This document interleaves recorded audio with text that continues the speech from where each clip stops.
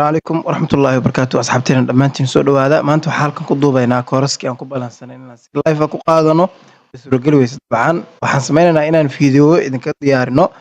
oo qayb yar yar ah la fahmi karo insha allah si ay kugu fududaato markaa fiidiyowga inaad daawato baraatika aad samayso kadibna dib aa ugu soo laabato insha allah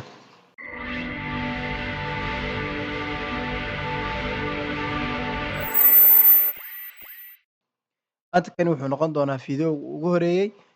waxaan qaadanaynaa habkaan usoo degsan lahayn local waayahay marka koowaad waxaad tagaysaa chromekaaga ama maxaa la yidhahdaa hadba browserka adiga aad danaynaysid markaa computerkaaga kugu jira qaybta searchinka waxaa ku qortaa intan oo keliya local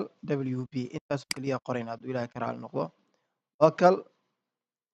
wp waa arkaysaa intaa markaa qorto kadib intanaa dhihi doontaa anaga inaad degsanaa rabnaa waxaa qaadanaynaa marka linkiga oo ugu horeeya ayaan gujinaynaa markaas waxaa ku qoran local wp waana url-kooda caadiga ah waaye idan marka wuxuu ku siinayaa pagekan aa ujeedid waa page iska fudud isaga dhanba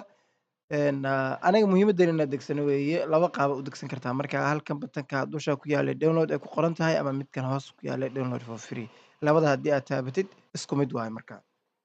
ani marka waxaan doortay midkan weyn ee hoos yaala markaan download iraahdo wuxuu weydiinayaa platformka isticmaalayo computerka isticmaalayo os ku duuban dabcan waxaan dhihi doonaa halkan soo furi doona waxaan ka dooranayaa windows maadaama windows aan isticmaalayo wuxuu leeyahay xogtan buuxi si qof ahaantaada markaa loo ogaado ani si dhaqso la isaga buuxinayaa wuxuu weydiiyey qofka samaynayo ama qofka isticmaali doono softwarekan noocuu yahay ma agency ba ma qof keligiiba ma waxyaabahaas oo kale ani marka independent freelancer ka dhiganayo oo waa keligaya marka emailkaaga halkan geliyu dhihi doonaa email un markaa iska geli insha allah hadduu ilahay ka raali noqdo kadib waxaa dhihi doonaa markaa get it now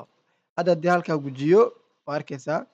bob upkan yar uu siiyey halkanna waxaa kasoo bilowday inuu faylkii soo dego waa arkaysaa local weliba farshankii ugu dambeeyey waaye 9.0.5 marka waxaa laga yaabaa fiidiyowan markaad duubayna in waqtiyada ka dambeeya la bedelo oo markaa farshan kale uu soo baxo way dhici kartaa marka hadda wuu inoo socdaa fiidiyowga intaasaan ku ekaysiinana insha allah aad aa u mahadsantihiin